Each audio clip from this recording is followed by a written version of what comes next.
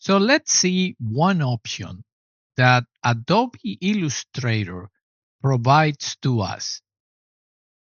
Let us create a brand new file.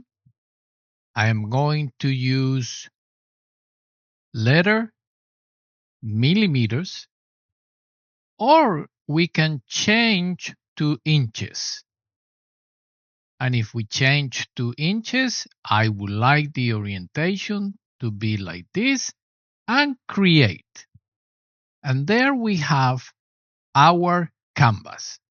Now, I want to go to File, Place, open up our beautiful 2D plate.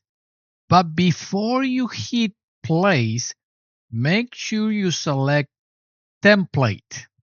And let me show you what it does. Place it and look at this. Maybe you end up right here in Properties. Switch to Layers, and right here, notice that if I try to select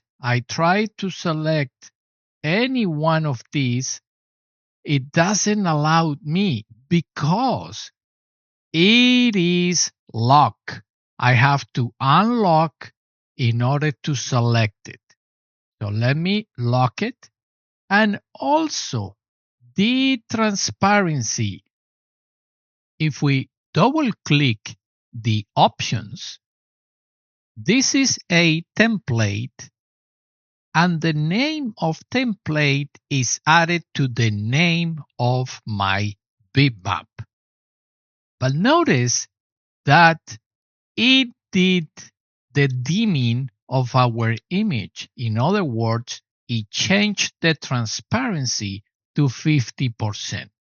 If we have this one, let's say 100, there is no transparency.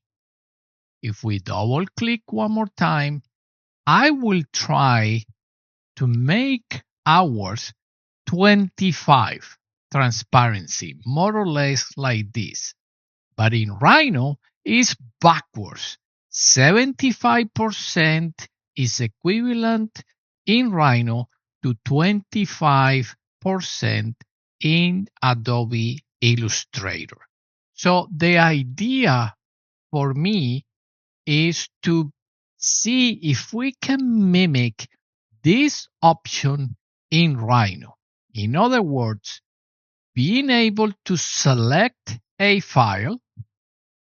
Once you select it, I want Rhino to create a new layer, place the picture in that layer, make it transparent, and then lock that layer. And finally, take me to another layer. So let's see how we can do that in the next video.